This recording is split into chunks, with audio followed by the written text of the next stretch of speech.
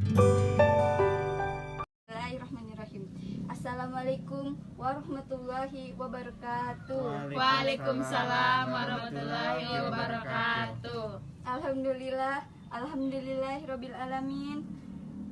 Pertama-tama marilah kita panjatkan puji syukur kepada Allah Subhanahu wa taala yang telah memberikan nikmat dan karunia-Nya kepada kita semua.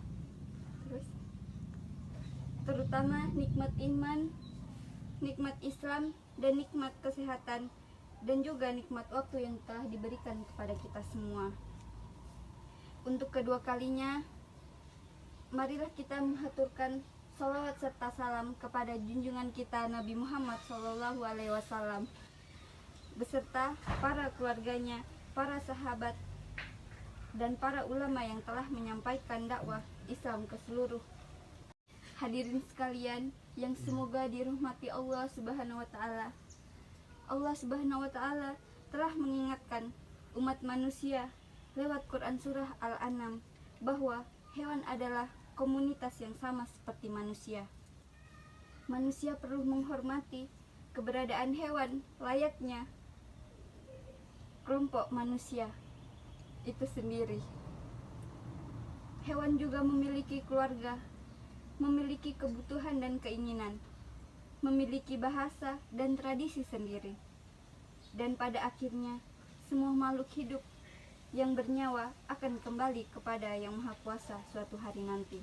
Lebih dari 200 ayat dalam Al-Quran yang bercerita tentang hewan, dan 6 bab diberi nama hewan.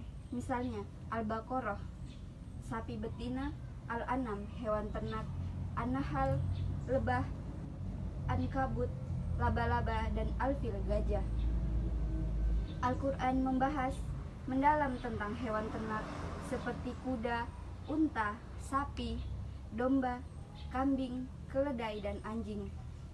Hewan ternak sebagai ciptaan Allah Subhanahu wa taala tentu memiliki keistimewaan yang keutamaan. Di antaranya keistimewaan atau keutamaannya terdapat dalam firman Allah Subhanahu wa taala.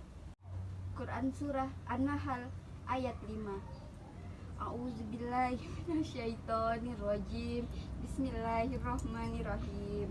Wal an'ama khalaqaha lakum fiha dif'u wa manafi'u wa minha ta'kulun, yang artinya, dan hewan ternak telah diciptakannya untuk kamu, padanya ada bulu yang menghangatkan dan berbagai manfaat dan sebagainya kamu makan.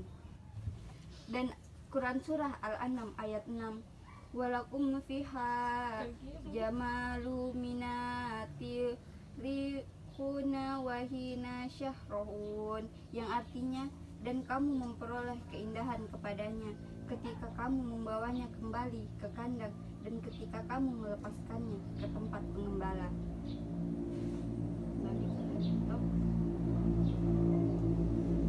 Hewan dianggap sebagai hadiah untuk manusia, dipuji karena keindahan dan manfaat yang mereka berikan. Islam dalam hal ini telah menetapkan kebaikan dan rahmat kepada hewan sebagai salah satu bentuk permata berharga sejak penciptaannya. Kuda juga unta dipuji Allah karena keduanya bisa bertahan di medan perang.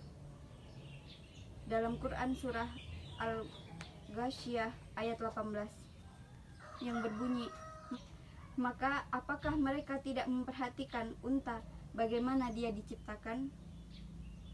Ayat lainnya mengingatkan umat Islam supaya berperilaku baik, dan Allah menggunakan keledai sebagai perumpamaannya.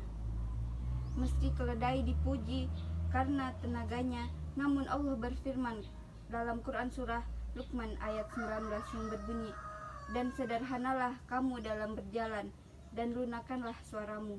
Sesungguhnya seburuk-buruk suara. Hadirin sekalian, inilah yang dapat saya sampaikan. Semoga Allah memberikan rahmat dan ridho kepada kita semua. Demikian ceramah tentang keistimewaan hewan ternak. Semoga dapat bermanfaat bagi kita semua. Saya akhiri. Wabillahi taufiq wal hidayah. Wassalamualaikum warahmatullahi wabarakatuh. Waalaikumsalam warahmatullahi